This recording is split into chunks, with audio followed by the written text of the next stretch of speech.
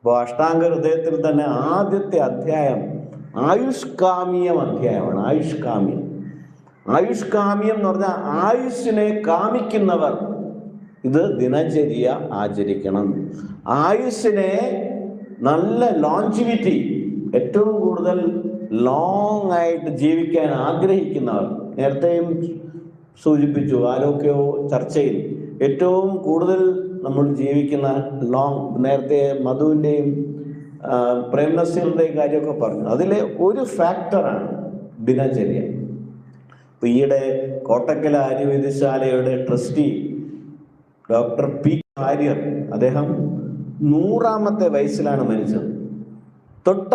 തലേ ആഴ്ച വരെയും രോഗിയെ നോക്കിയിട്ടാണ് മരിച്ചത്. അദ്ദേഹം കൃത്യമായ ആയുർവേദ ദിനചര്യ കൃത്യമായി അനുഷ്ഠിക്കുന്ന ഡോക്ടറായിരുന്നു. അപ്പം അതിൻ്റെ ഒരു ഫലമാണ് പറയുന്നത്, കൃത്യമാണ്. അതുപോലെ തന്നെ നമ്മൾ ഒരുപാട് പല പൊളിറ്റീഷ്യൻസ് പോലും ഇതിലെ പല ചര്യകളും അനുഷ്ഠിക്കുന്നവരുണ്ട്. അവരത്രയും ഒരു ഉയർന്ന തലത്തിലേക്ക് പ്രവർത്തിക്കണമെങ്കിൽ ചിട്ടവട്ടത്തോടു കൂടി മാത്രമേ ചെയ്യാം, അല്ലെങ്കിൽ കൊളാപ്സ് ആയി. അപ്പൊ ആദ്യം ദിനചര്യയിൽ എന്താണ് പറയുന്നത്? ഫസ്റ്റ് പറയുന്നത് ദിനചര്യ. നമ്മളപ്പം ദിനചര്യത്തിലേക്ക് കടന്നു. ദിനചര്യയിലേക്ക് എന്താ പറയുന്നത്?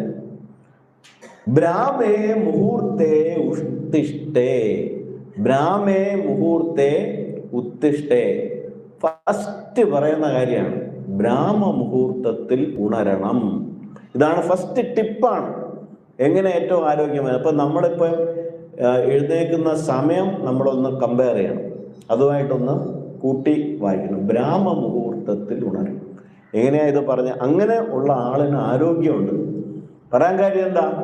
പ്രകൃതിയെ നോക്കുക, പ്രകൃതിയെ നോക്കുക. ഏതെങ്കിലും പക്ഷികൾക്ക് അസുഖം വന്ന് ആശുപത്രിയിൽ പോകുന്നുണ്ട്. പക്ഷികൾ എപ്പോഴാണ് ഉണരുന്നത്?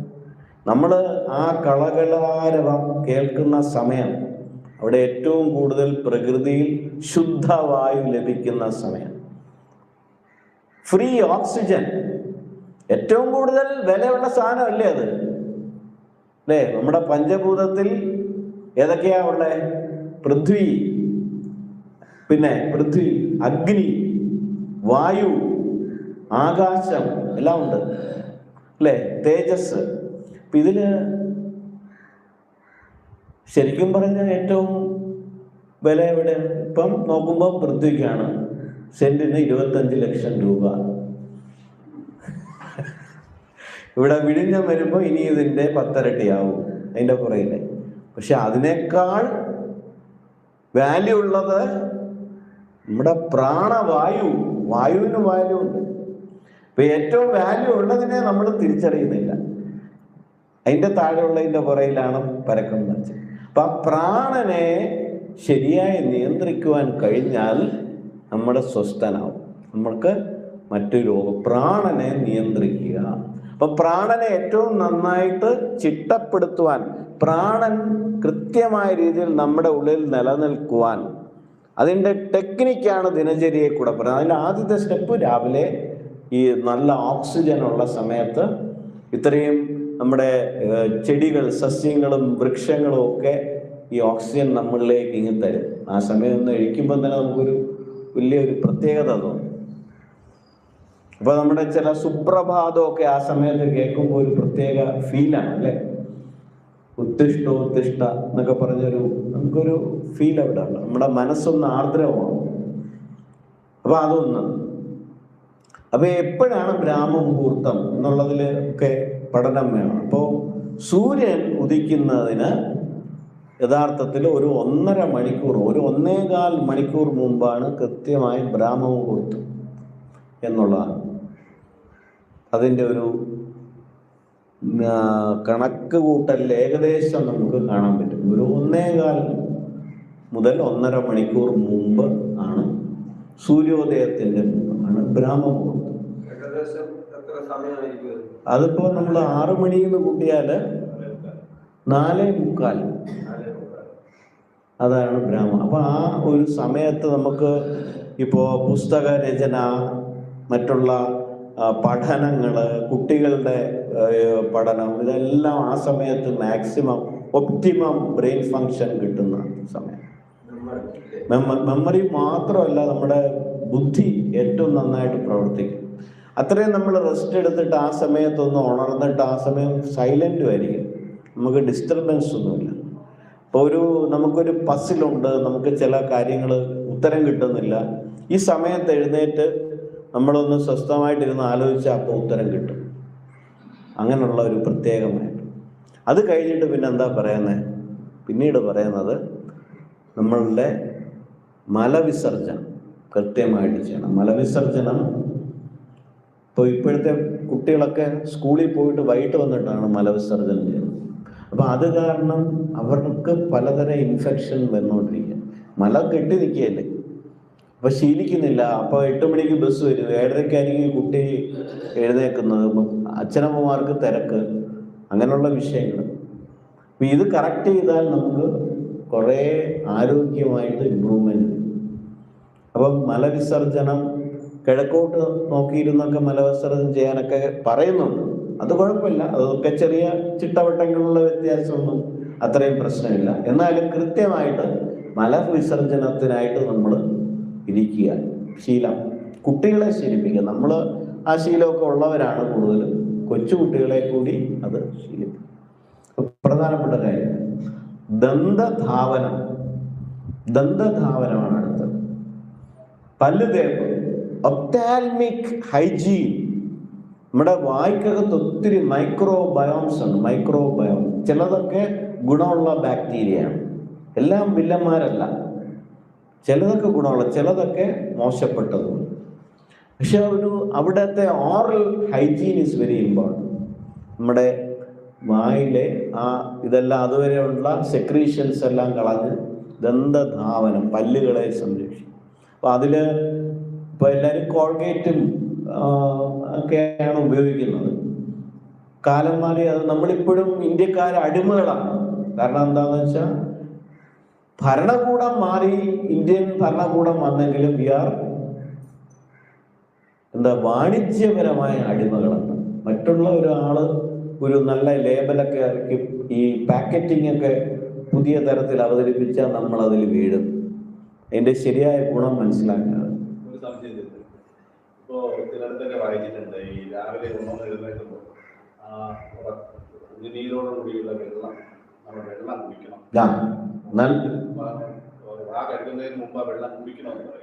അത് നല്ലൊരു ചോദ്യമാണ്. അതിലൊരു അഭിപ്രായം ഒരു ഗ്രന്ഥത്തിലുണ്ട്, ആനന്ദഗന്ധം എന്നുള്ള ഗ്രന്ഥത്തിൽ ഈ ഒരു കാര്യം കൃത്യം ഉഷപാനം എന്ന് പറഞ്ഞത്. ഉഷപാനം, ഉഷപൂജ എന്നൊക്കെ പറയുന്ന ആദ്യത്തെ പൂജയാണ്. ആ സമയത്ത് ആ രാവിലെ ഉള്ള അതുപോലെ ഉഷപാനം ആദ്യം നമ്മൾ ആ ഗ്രന്ഥകാരൻ, ആനന്ദഗന്ധം എന്ന് പറഞ്ഞ ഒരു 12ാം നൂറ്റാണ്ടിലുള്ള ഒരു ആയുർവേദ ഗ്രന്ഥമാണ്.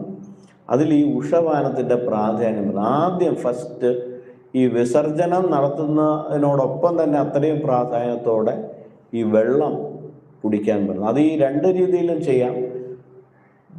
ഈ ദന്തധാവനം ചെയ്യുന്നതിന് മുമ്പും ചെയ്യുന്നതിന് തെറ്റൊന്നുമില്ല. അത് ചെയ്യുന്ന ഗുണം ആവാനും സാധ്യതയുണ്ട്. മൈക്രോബയോം ശരിക്കും. അപ്പം അതിനെക്കുറിച്ച് യഥാർത്ഥത്തിൽ റിസർച്ച് ആവശ്യമാണ്. ഇപ്പം ഇങ്ങനെ ചെയ്യുമ്പം പ്രത്യേകിച്ച് ഗുണം കിട്ടുന്നുണ്ടോ എന്ന് പഠനം നടത്തിയാൽ നമുക്കത് സാധൂകരിക്കാൻ കഴിയും, സാധ്യതയുണ്ട്. അപ്പോൾ അങ്ങനെ ഒരു ഉഷപാനം എന്തായാലും വേണം. അപ്പോൾ അത് ഈവൻ ദന്തധാവനത്തിന് മുമ്പ് ചെയ്യുന്നതും ഉചിതം തന്നെ ആവാനാണ് സാധ്യത. അപ്പോൾ ആ മൈക്രോബയോം എന്നുള്ള സാറ് പറഞ്ഞാൽ അത് വളരെ പ്രധാനം. ഇപ്പോഴും ഈ എല്ലാ അണുക്കളെയും പേടിച്ച് ജീവിക്കേണ്ട, നമ്മുടെ അകത്തെ ഒരു മരുന്ന് കൊടുത്താൽ പോലും ഒരു ചൂർണം കൊടുക്കുകയാണ്. ആ ചൂർണത്തിലെ കെമിക്കൽ അല്ല ആക്ട് ചെയ്യുന്നത്, ആ മൈക്രോബയോം കൂടിയുള്ള അന്തരീക്ഷമാണ് അവനിൽ മാറ്റം വരുത്താനും സഹായിക്കുന്നതെന്നാണ് ഏറ്റവും ആധുനികമായ ഗവേഷണം സൂചിപ്പിക്കുന്നത്. അപ്പോൾ ഇത് അങ്ങനെ ചിന്തിക്കാവുന്നതാണ്. നമുക്കത് ചില ടെസ്റ്റ് ചെയ്യാം, പഠനം നടത്താൻ. 2 കൂട്ടരിലും കൺട്രോൾ ഗ്രൂപ്പ് വെച്ച് പഠനം നടത്തി ഏതാണ് മെച്ചമെന്ന് നമുക്ക് കണ്ടെത്താൻ കഴിയും. അത് നല്ലൊരു വിഷയമാണ്. അത് നമുക്ക് ചെയ്യാവുന്നതുമാണ് ആ ഒരു പഠനം. അതിൽ കൂടി നമുക്ക് തീർച്ചപ്പെടുത്തുവാനും സാധിക്കും. എന്തായാലും ഉഷപാനം, ദന്തധാവനത്തിൽ തന്നെ ഈ കോൾഗേറ്റ് പോലുള്ള സാധനത്തിലൊക്കെ പല രാസവസ്തുക്കളും ഉണ്ട്. അത് നമ്മുടെ ഇതിൽ പറയുന്ന കരിങ്ങാലി എല്ലായിടവും ഇല്ല. വേപ്പ്, ഇത്തരം വൃക്ഷങ്ങളെ ചതച്ച് ബ്രഷ് പോലാക്കി അത് ഉപയോഗിക്കുക. അപ്പൊ അതിന്റെ എൻസൈംസ്, ഇതിനകത്തുള്ള കണ്ടന്റ്, വേപ്പിന്റെ ഒക്കെ അത് വെച്ച് തേക്കുമ്പോൾ ഒരംശം ഉള്ളിലും പോവും, അതൊരു ഔഷധമായിട്ടും മാറും. അപ്പൊ അതിനെല്ലാം പ്രത്യേകതയുണ്ട്. നമുക്ക് പറ്റുന്ന പോലെ ചെയ്യുക. ഉമിക്കരി, ഉമിയുടെ കരി വെച്ച്, കാർബൺ ആണ് ഏറ്റവും ക്ലെൻസിങ് മെറ്റീരിയൽ. ഒരു വസ്തു ക്ലീൻ ചെയ്യാൻ നല്ല കാർബൺ, അത്തരം കാർബൺ ഘടനകൾക്ക് ശേഷിയുണ്ടെന്ന് പുതിയ പഠനമുണ്ട്. അപ്പൊ അതൊക്കെ നമ്മുടെ പൈതൃകത്തിൽ നിന്ന് നമ്മളിപ്പം വ്യവസായവൽക്കരണത്തിലേക്ക് അന്ധമായി മാറിയിട്ടുണ്ട്. നമുക്ക് ഏത് വേണമെന്ന് നമ്മൾ സ്വയം സ്വീകരിക്കാം, നമ്മുടെ സാഹചര്യവും സമയവും ഒക്കെ പരിഗണിച്ച് ചെയ്യാം. പക്ഷെ ഇതിന് ഇതിൻ്റെതായ ഗുണങ്ങളും ഉണ്ട് എന്ന് നമ്മൾ ഈ ഒരു ഭാരത ഭൂമിയിൽ ജനിച്ചിട്ട് മനസ്സിലാക്കാതെ പോയത്. കാരണം സായിപ്പിനെന്തോ, അവന് ബയോഡൈവേഴ്സിറ്റി ഇല്ല, സായിപ്പിന് ഇതൊന്നും ഇല്ല. സായിപ്പിന് മാവുണ്ടോ? അവന് പ്രകൃതിയുണ്ടോ?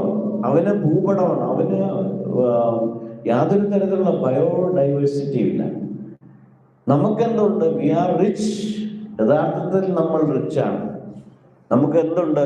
പ്രകൃതിയുണ്ട്, നമുക്ക് ചുറ്റും ആവാസ വ്യവസ്ഥകളുണ്ട്. അപ്പൊ അതിനെ പ്രയോജനപ്പെടുത്തി ജീവിക്കാൻ കഴിയുന്നതാണ് ഏറ്റവും വലിയ ബുദ്ധി. അല്ലാതെ അതില്ലാത്ത ഒരിടത്തെ കോപ്പി അടിച്ച് എടുക്കേണ്ട ആവശ്യം പലപ്പോഴും ഇല്ല. അതാണ് അതിനെ ശ്രമിക്കുക. ദന്തധാവനം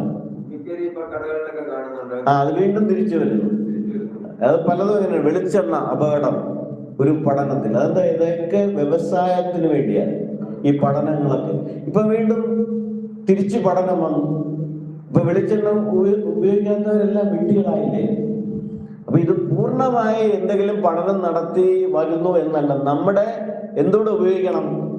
അവനവനെ കുറിച്ചൊരു അവനവന് ഒരു ഉത്തരവാദിത്വമുണ്ട്. ഇത് മനസ്സിലാക്കാനുള്ള ചിന്താശേഷി നമ്മുടെ ഉള്ളിലുണ്ടല്ലോ, നമ്മുടെ ബുദ്ധി എല്ലാവർക്കും ഉണ്ടല്ലോ. ഇത് എത്രത്തോളം അതിനൊക്കെ ഗുണമുണ്ട് ദോഷമുണ്ട് എന്ന് മനസ്സിലാക്കി. വെളിച്ചെണ്ണ അപ്പൊ അതുപോലെ തന്നെയാണ് ഈ കാര്യം. അപ്പൊ ദന്തധാവനമായി ജിഹ്വാ നിർലേഖനം. ജിഹ്വാ നിർലേഖനം എന്താണ് അടുത്തത്? ഞാൻ 1 by 1 ആയിട്ട് ഇങ്ങനെ പോവാണ്. ജിഹ്വാ നിർലേഖനം, നാവ് വടിക്കാൻ പറയുന്നുണ്ട് ആയുർവേദത്തെ.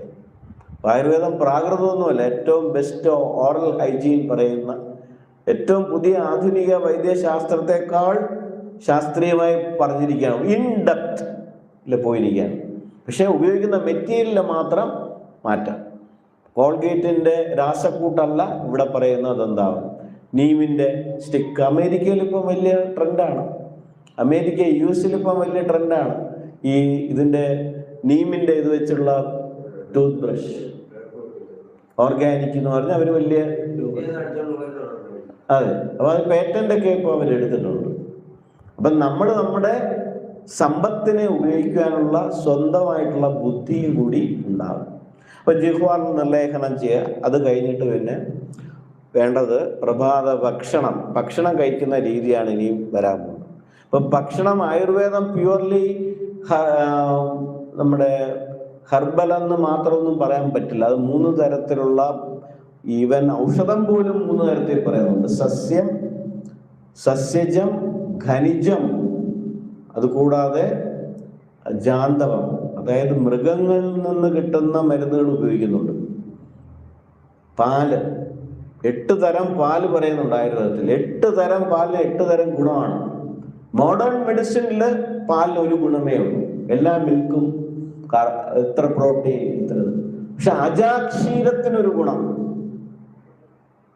മനസ്സിലായില്ലേ? പശുവിന്റെ പാലിന് എന്ത് ഗുണം? അങ്ങനെ 8 തരം ജീവികളുടെ പാല്. കഴുതപ്പാലിന് എന്ത് ഗുണം? കഴുതപ്പാലിന് നമ്മൾ ഉദ്ദേശിക്കാത്ത ഒരുപാട് ഗുണങ്ങളുണ്ട്. അത് ഇവൻ ഇപ്പൊ സയന്റിസ്റ്റുകൾ അത് പഠിച്ചോണ്ട്. ഒട്ടകപ്പാലിന് മറ്റൊരു ഗുണം ഉണ്ട് ആണ്. ഒട്ടകപ്പാലിന് ഉഗ്രൻ ഗുണമുള്ള പാലാണ് ഒട്ടകപ്പാലിന്. അപ്പൊ അതിന്റെ പ്രത്യേകിച്ച് സ്പെസിഫിക് ആയിട്ടുള്ള ഓരോ പാലിനുള്ള ഗുണം വ്യവച്ഛേദിച്ച് പഠിച്ചിരിക്കുകയാണ്. അതൊക്കെ പഠിച്ചാൽ നമുക്ക് അമേരിക്കൻ മാർക്കറ്റൊക്കെ നമുക്ക് എക്സ്പ്ലോർ ചെയ്യാം. അത്തരത്തിലുള്ള ഇതിനെ നമ്മൾ ശാസ്ത്രീയമായി മനസ്സിലാക്കിയ. അപ്പോൾ ഭക്ഷണത്തിലേക്ക് വരുമ്പോൾ 2 കാര്യം ശ്രദ്ധിക്കണം. ഒന്ന്, മിതം, ഹിതം. ഈ 2 വാക്കാണ് ഭക്ഷണത്തെ സംബന്ധിച്ച് നമ്മൾ സ്വീകരിക്കേണ്ട പോളിസി.